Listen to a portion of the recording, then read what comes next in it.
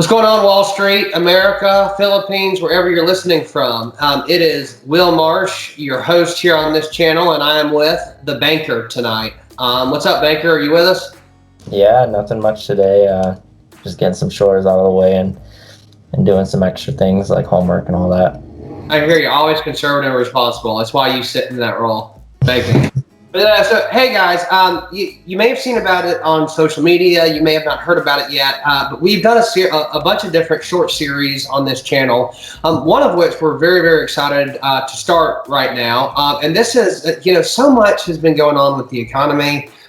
People for 5 years now have been talking about when the bubble's going to pop. The markets have been going crazy. There is so much access to capital out there in the world. I heard one person say that being broke in America is the same excuse as letting yourself starve to death in a grocery store. And that weighed heavily on me. But when you think about it, there's so much opportunity here for financial growth. And that is what Jonathan, it's what myself, it's what the other members of this short series cast want to shed light on and help expose for everybody's benefit. So thank you for being here with us tonight, John. Yeah, of course. Yeah, just like Will said, in the United States, there's opportunity everywhere. Like where I'm at right now, Denver alone, there's thousands of jobs. You go on Indeed, and they're just everywhere. You can. My buddy actually moved here like 3 weeks ago.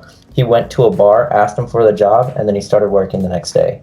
Holy cow! Yeah, I mean, John, I don't want us to sidetrack real quick. I know we have a whole lineup for tonight. But like in North Carolina, it doesn't matter what business you go in, restaurants, gas station, anything. Everybody has, apply within, interviews today, whatever signs to get people to work there. I even was, last week, I passed a Bureau of Prisoner Transport van, right? And the prison transport van had like these big, magnet, you ever thought about working in the prison? It was this whole call to action marketing pitch, trying to get people to apply, work for the prison. I've never even seen it so bad. The job market's so desperate that the prison buses are advertising for you to come work for the prisons on them. They're moving billboards now. That's crazy. That is crazy. So I didn't mean to cut you off, John. I know that we had prepared a bunch for tonight, and if you have your bit ready, go ahead and go for us. Yeah, so today I noticed there's an important thing working for a financial institution. One thing I've noticed is people have trouble getting jobs. So one thing I've thought about is how can I show people how they can build connections? Because I know from where I started, over time I've had to build a network, whether it's using LinkedIn or just meeting people in person. And I kind of wanted to distinguish the types of people and where you may lie, where you can meet people. So like me personally, I'm a very introverted individual. I have trouble going to bars and just meeting people, and a lot of people say that bars are where you can meet connections. And maybe for an extrovert, but for an introvert like me, it's a hard time. So over time, I've had to build these different connections in different ways. I kind of John, you've always been a really fun introvert when Luke and I take you places, and we're like way more extroverted, than you're comfortable with. It's a whole different show that we do, but I won't go into that. But no, it makes sense though, because me, as the older I get, the more introverted I become, and I want certain things that extroverted people have, but it almost feels like people like us are at a disadvantage. It may seem like that over time, but in reality, we just have to show our worth in a different way. So like if you're an extroverted person and you go to a bar and you can make that connection right away and start talking with them, it's like, oh, you work for who? I work for them. And then you guys kind of build or establish a relationship that way. Being an introvert, what I found is in my own workplace, kind of building those connections and then branching out from those connections. So like, kind of me knowing somebody at work or a place I'm comfortable with because I go there every day. Like some people go to the bars every day. I don't know if you do that well, but yeah, if you're a regular there, you're not really being extroverted, hanging out. It's just a regular crowd. Yeah, might as well apply for a job there. But places we go to every day as introverts, we get more comfortable over time being there. So I guess what I'm trying to go with is most of the connections I've built have been from places I work at. So great places. In fact, actually, I have a little story I can go on. It was when I was at the gym at Planet Fitness one time. There was an employee there who was putting a hand dryer. It was a broken hand dryer. He had to fix it, and then he was trying to put it on this little like socket thing next to this window. And he was getting frustrated. He's like, they don't pay me enough to do this. And I sat there. I'm like, because he was right next to me. I asked him, why, how much are you getting paid? And he's like, I'm making $12 an hour. And I'm like, no, how much are you truly getting paid? And then he gets confused. So we sit down and, in the back of my mind, I'm sitting there like, this man's totally missing the point. You're not, when you work at places like a gym, there's plenty of social interaction you can have, okay?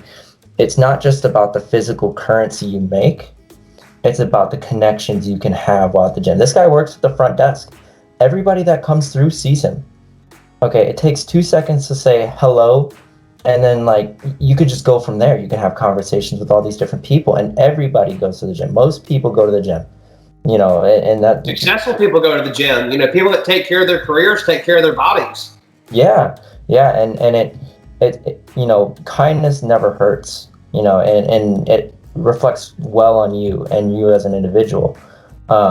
So like being in a workplace like that, there's not really an excuse. And like he may think that he's getting paid not that much, but I think he missed the point that he was truly getting paid in the ability to make connections. Because look, like Planet Fitness is not, or at least in my opinion, working at that front desk is not a career, Yeah. But making those temporary. Yeah, but making those connections with people that walk through that door, that can help you find a career. And I think that's more valuable and more important, Just like working at a bar, you meet all these people that go there, that interact, that are social, and So, John, that's a good point. So, John, what's your recommendation for the introverts that are listening to this that aren't currently working at Planet Fitness? What would be, opportunities to try to fix that networking gap, per se? So I've noticed like over time, it depends on your situation. So there's some people that want to live in the same town for the rest of their life and kind of hold to that. Back at the Corn Village where I was at, a lot of people I see are doing that. They know somebody who works at the warehouse. They get into the warehouse, and then they do that for the next 20 years. It's not uncommon. But for people like me, I'm always looking to move up a chain. So what I've done from my personal experience is being unable to make those connections at bars and at in social atmospheres. One thing I've done is kind of had to prove myself almost essentially. I've had to prove that I know what I'm doing. I know what the work entails. And then that extra part is building confidence. You don't need to be an extrovert to have that confidence.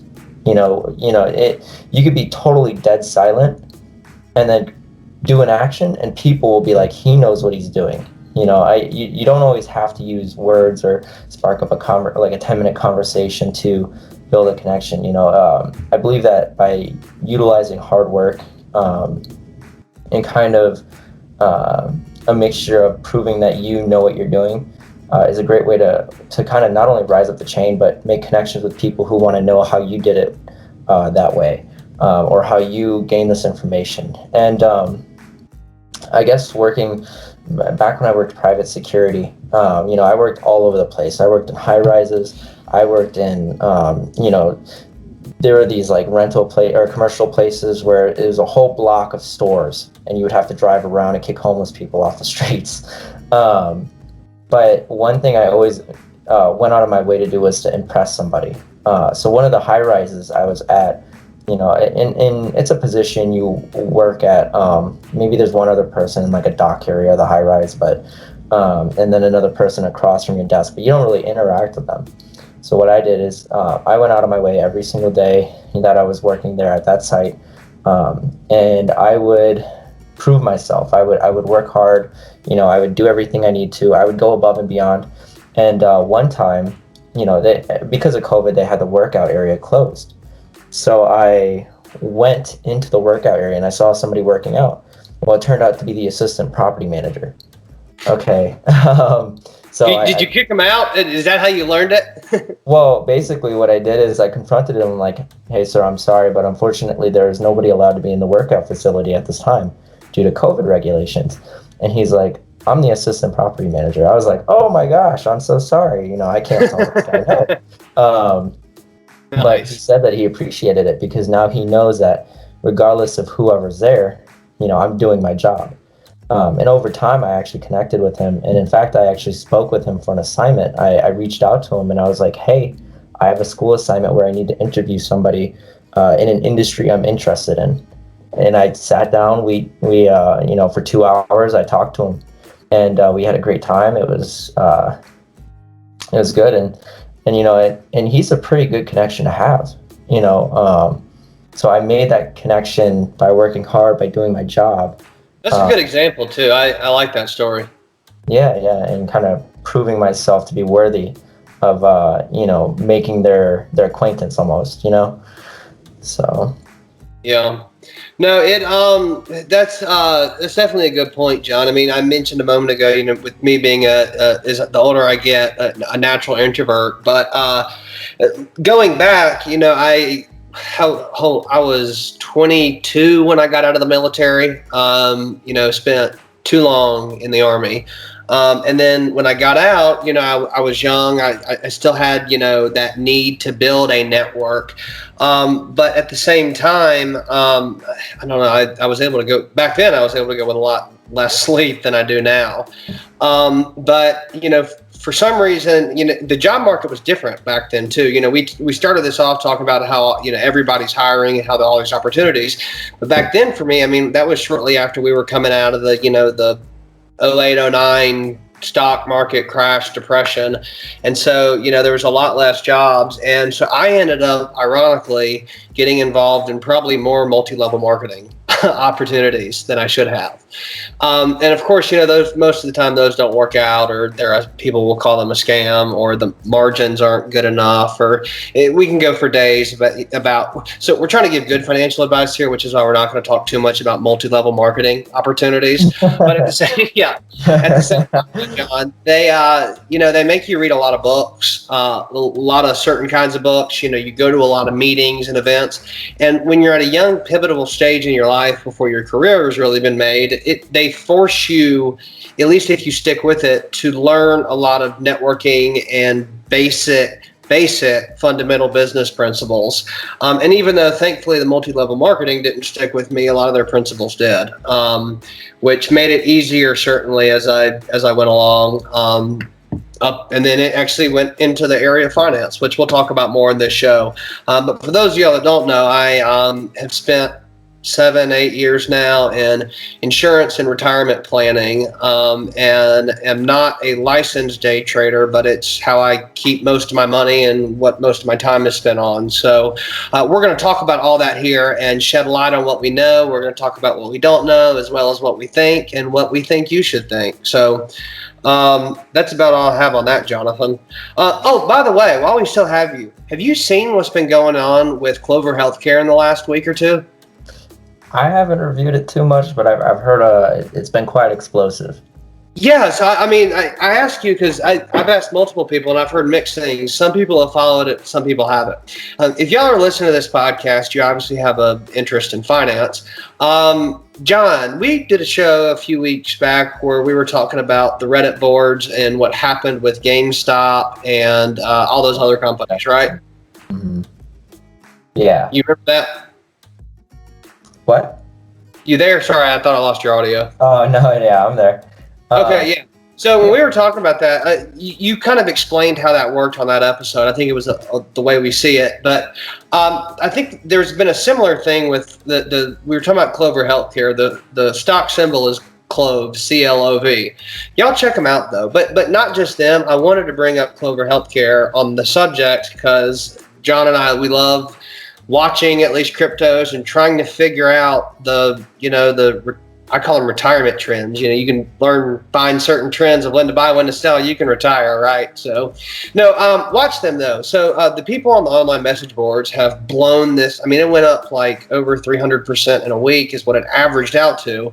But of course, there were spikes above that. I got in on it at the right time, luckily, and made like 3 times my money over in about 2 days. So it was a win, but I think the bubble has already popped at this point. But the point is, used to, in like John and I's parents' days, the stock market was a steady, a slow, bet on the right horses and keep your money in there over time. But now with the internet, as we will dive into later on in this series with cryptos and Reddit message boards and things like that, it really is about who has the information. And so we will always do our best to pass it on as we get it. Next time I have a tip on that, I will let you guys know after it's blown up, of course. At least we'll try. So I have a few other things on my sheet here. I don't know how much time we have left for it. Oh, one thing I do want to ask about. So, John, you work in banking, right? Yeah. Of course you do. That's why we call you the banker. Y'all have, every time I've been into a bank, they recommend products or they don't recommend products. It's always amazing. You can go into a bank with a question. You always get put down with a relationship banker and they start, pitching stuff at you. One thing I wanted to talk about here, it's we just passed tax season, but for anybody who is amped up about minimizing their tax footprint, a lot of times they have, LLCs or small corporations that they use to run everything through, and those people have to file taxes quarterly, not annually like the rest of us. So that being said, we could be coming up on another tax quarter, which is why I wanted to bring the subject of QuickBooks up. From your perspective, have you ever dealt with it, or have you used it, or what? Thumbs up, thumbs down? So I haven't personally ever used QuickBooks, but I have a story about a job I applied for. And I would recommend getting a certification with QuickBooks if you do want to get involved with the finance industry. Me personally, I use different systems. We don't use QuickBooks. That's more for like record keeping and accounting, I guess. But I guess what I would have to say is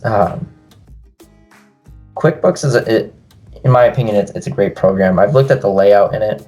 I've personally never used it, but I've seen people use it.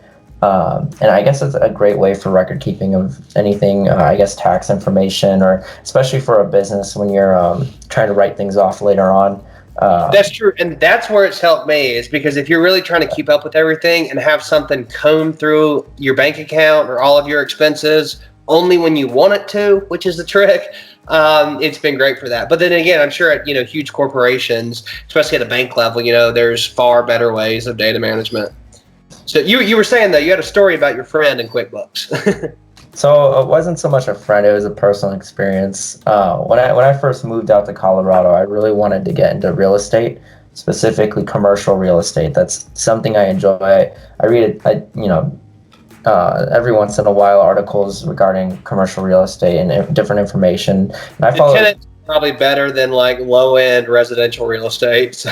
Well, residential, a lot of people believe there's profit in it, but they also forget to add things like you need to replace a roof every 12 years. Like what happens if all your pipes burst? Things like that they forget about. But with commercial real estate, you've got businesses renting out your places, and I guess it's a lot less damaging than residential. If you have kids in a home versus working professionals who are trying to help other people, it's I guess different forms of damage to the property from what I've seen.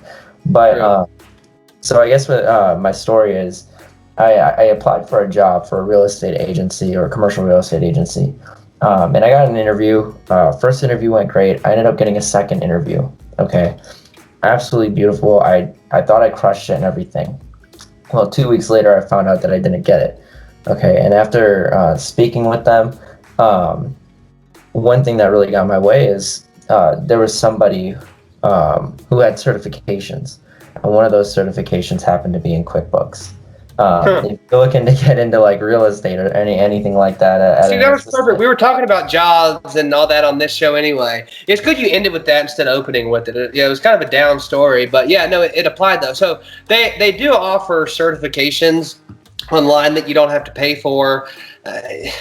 Years ago, sometimes on resumes, people would put that you had these online certifications in like Microsoft Word and, Excel. Google, you can get certified in Google AdWords now has online certification. I mean, you can learn how to use it. And I guess a lot of small businesses, which is a good point. If you want to work in small businesses or accounting, that may be a factor that whether you like QuickBooks or not, it's there. And so you may have to learn how to live with it. Same with like Excel. Excel's also. Gosh, I wish we would move past that. There's so many like things from the 90s that we have upgraded in our life. I wish Excel would be one of those. Yeah. And one thing I've noticed with Excel is a lot of the times, anything data management really, for one of the first things they'll ask you is like, do you have experience with like Excel? Do you know how to do queries? What about Access, database management? Things like that are pretty. There's a lot of wild stuff you can do with Microsoft Excel though. And like everybody will say, yeah, I know how to use Excel because I know how to click on different boxes and write things in. But no, like there's you can be running like algebraic equations with hitting keys and moving numbers. Like it's wild what you can do with that program if you really know like what you're doing. Yeah, and you can import data, so there could be hundreds of cells of just numbers. And one thing that I really compliment to Excel is like, sure, it may be an old program, but at the end of the day, it is. It's a hell of a calculator. It's a hell of a calculator, but it's a beautiful calculator. When you got that table set up and all the data is just sitting there organized, oh my goodness, it's just satisfying to do. Excel's a great program, but yeah, that's good. Now we don't sound biased. We pitched two things: QuickBooks and Microsoft Excel. Figure out which one you like. Either way, I think they're both invaluable. So definitely both of them are valuable to learn and become proficient in, especially with like LinkedIn, adding those to your profile, people care about those things. So certainly helps on the networking. Well, thank you for being with us tonight, Banker. We call you that nickname. It's a compliment, and I think it's well earned at this point. So we're going to stick with it. But I know I told you 15 to 20 minutes. We're a little bit over, so we appreciate you guys being with us tonight. We'll continue to post these on social media. Y'all let us know if there are other topics you want to hear about or you want us to discuss or argue about or bring to light or whatever. We are going to be combing through different aspects of finance. We will be having different guests on this short series, people that work in real estate, in mortgage lending, in banking, in retirement planning, in credit repair, in everything. And again, there's too much opportunity in finance for America, for everybody in this wonderful free land, to not take hold of it. So we appreciate you guys being here. Check us out on YouTube at Will's World Podcast and Audio Channel, or by visiting our website at willsworldchannel.com. So if you don't, we again, John and I appreciate y'all being here, and we look forward to seeing you again in the future. Later, Banker.